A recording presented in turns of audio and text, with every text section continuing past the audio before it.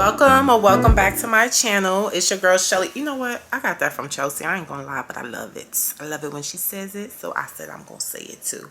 But welcome back to my channel, and it's your girl Shelly, and I'm here to talk to you about some nursing stuff. So if you're interested and you're a nurse, or you're in school to be a nurse and you want to hear what I have to say about toxicity and bullying in nursing, please continue to watch.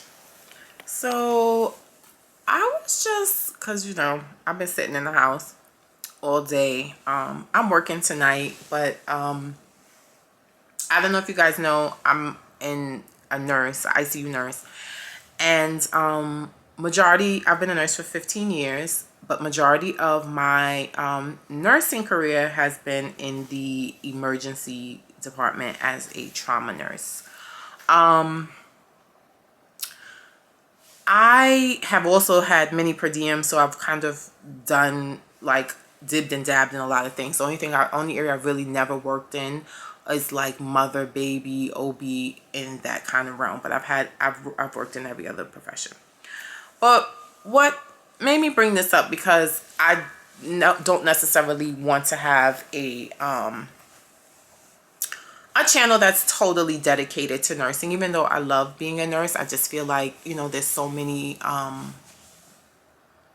other platforms that kind of go into vlogging about nursing, and which is great, but I'm not sure if I want to bring my opinions about nursing to the internet. But what I did want to talk about, which is like an oxymoron, right, is a nurse that I started following on YouTube, and her name is, her YouTube channel is Kendra RN, and she had a video up where she was talking about this ICU nurse who was on orientation. She wasn't a new nurse, but new to ICU. And how she wasn't her preceptor, but they had assigned her to precept this particular nurse on this particular night, on this particular unit, ICU unit.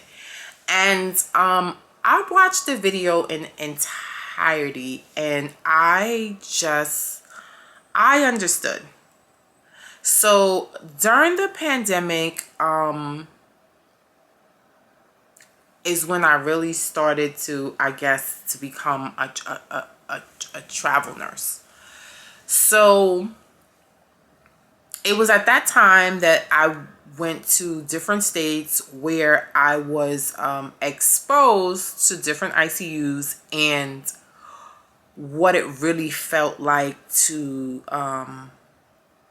deal with bullying or the toxicity of nursing. So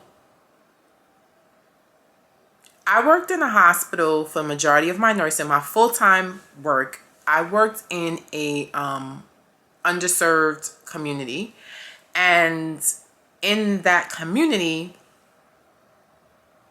the majority of the nurses that worked in my facility were minorities. So yes, you do deal with things even when everyone is a minority, but I don't think I got the full-on experience of how toxic or a lot of the bullying that goes on in nursing until I became a traveler. So though traveling money was great, and it was more money than I had ever made working at my institution, working in nursing, period, I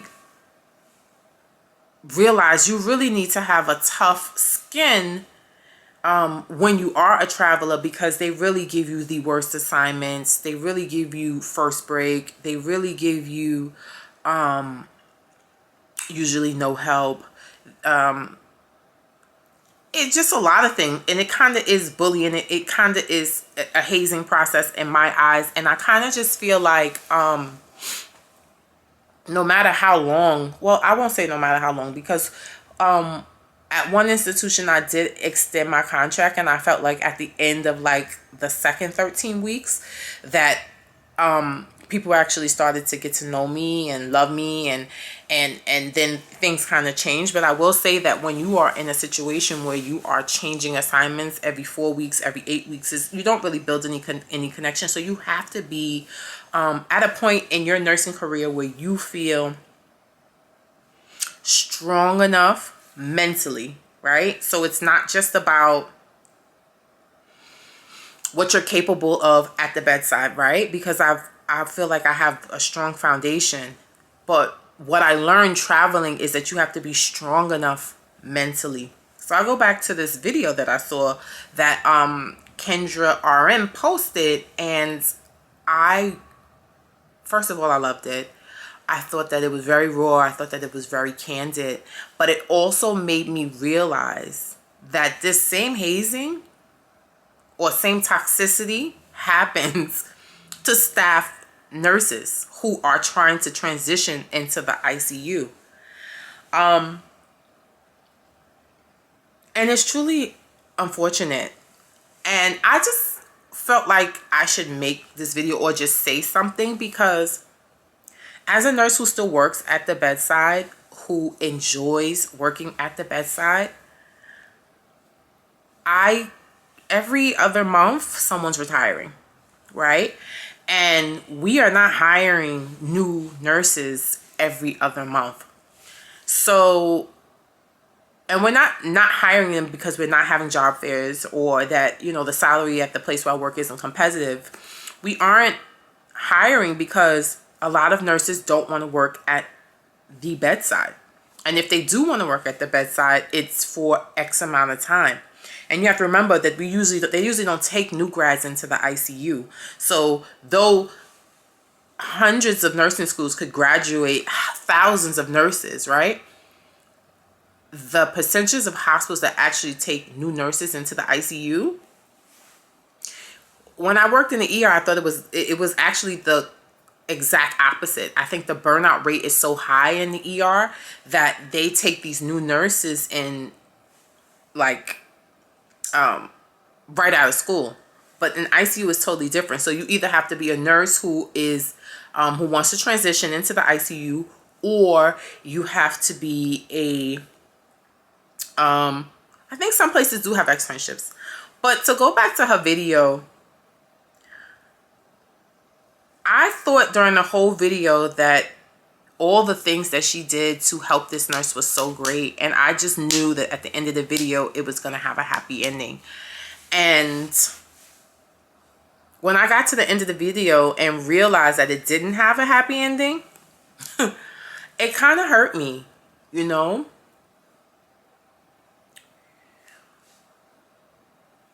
You spend the majority of your time, at least for me, because I was a nurse that did a lot of overtime. Outside of my house, the place where I spend the most of my time is work, right? And what we do is sometimes a thankless job, but I love what I do. So it's okay. But I could not imagine having to work in an environment where I was constantly being bullied, or if there's hazing going on and then there's no support from management, and then there's no support from your nurse educator. Like, I couldn't imagine. So I just wanted to say, like, if you happen to work in one of these places, and let's say that even you're not the one being hazed, or you're not the one being bullied, or you're not the one being toxic, but you know your coworkers are like this, I think that it's 2022. It's about to be 2023. The pandemic is over, but a lot of people have not returned from traveling. If you want to have good staffing, if you want to have your PTO approved, your vacation requests approved, if you want to be in the ICU or wherever you work and have great ratios, you understand what I'm saying? On top of your organization's attempt or whatever they're doing to recruit, right? Recruitment. We have to create as nurses this an environment that's inviting for new graduates, and And for nurses altogether, not just new graduates, just for anyone. Because again, in her video, Kendra RN, this nurse wasn't even a new nurse, right? She was just new to the unit, being precepted by someone who had 2 years of experience in the ICU, which I don't get, but I get, but I don't get. I just want us to be mindful of the environments we work in, right? Because again, I'm not saying that you, particularly the one that's watching this video, is toxic or helps to add to the toxicity, but sometimes I feel like we work in environments where the people we work with are toxic. But that trickles down, like everything trickles down, because now this nurse just chose not to come back to work. And who does that affect? It affects the unit as a whole, right? Because if you don't have enough people on staff, then there are going to be more nights where instead of you having 2 patients, you have 3.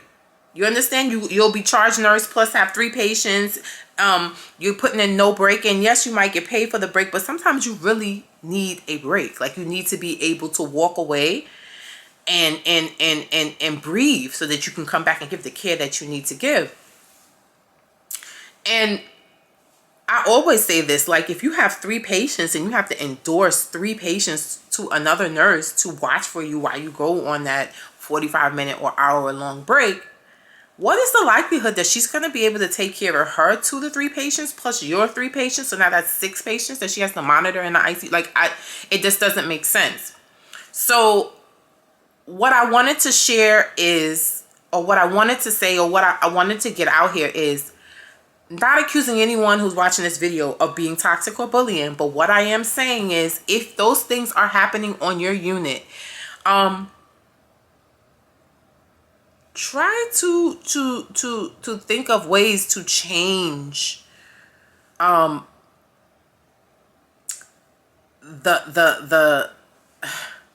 I'm trying to think of the word, because I'm not sure if you could actually change these people, but trying to change the environment. Or if you notice that someone's being bullied or there's some form of toxicity at work, try to reach out to that person, try to help that person, smile, be kind. Do you need any help? Is there anything that I can help you with? Or, I see you doing this. Do you have any questions? If you have any questions, you can feel free to ask me. Because I am always that person, personally. I know that sometimes I've been accused of having the rest and be face, but I am definitely completely the opposite, especially when it comes down to nursing, especially when it comes back down to teaching, right? Because I feel like we need to band together as nurses to, demand the respect that we deserve. And I don't think that comes from, pulling each other down, right? We should be supporting each other. We should be lifting each other up. So I'm just saying that to say that you don't necessarily have to be that person, but if you do notice it, and even if you don't feel comfortable to step up and say something to the person who's doing the bullying or who's being toxic, that nurse or that, that senior nurse, whoever it may be, just stepping in to help the nurse that's being bullied, or to reassure or to support that nurse, can make the world of difference. Because again, not everything is always about what you're able to do. You have to be strong-minded, so that you are able to succeed in these type of environments, especially if you plan on going on to, after you get, whatever skills or you have your experience in, to go on to traveling. Because I feel like it's worse. But with traveling, I kind of understood. I didn't understand why they were doing it, but you already, like, people, like, if you're going to travel, this is what you're going to expect. So make sure, that's why they say have your experience, be able to dot your I's, cross your T's, put your ducks in a row, because this is what may happen when you go to these places. Because not all places were like that. Some places I went when I traveled, they were very grateful, very thankful that we were there, and they treated me like a normal person, which was like, like normal staff. But we can't expect this profession to grow if we, like, as far as like staff nurses, like, there should be no staff nurse to staff nurse bullying. There should be no staff nurse to staff nurse constant toxicity, or what I like to call hazing, when someone's new to the ICU. Like, that shouldn't be happening in 2022. So I just wanted to share that, because yes, I am a registered nurse, and I'm proud of my profession, and I want to see this profession grow, and for nurses to feel like when they're at work doing these 12.5-hour shifts, that they are surrounded by a group of people who are there to help and support them, so that we could get these, so we can do what we're here to do, which is to take care of patients, right? And have better patient outcomes, right? By working together. So yeah, I just wanted to come on and say that. I'm not sure if I'll be doing any more nursing focused vlogs or coming on and talking about it, but I felt like after watching her video that I just needed to share. You know, we all have to do our parts, and yeah. So again, thank you, and if you have any comments, please leave them below, and let's grow as a profession, you know.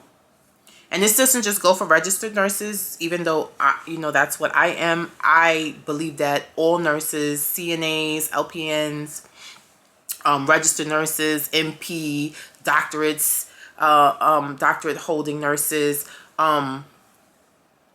we need to look at our profession as one and build it up so that our respect is here, right? Anyway, thank you guys for tuning into my channel, and until next time, this is Shelly.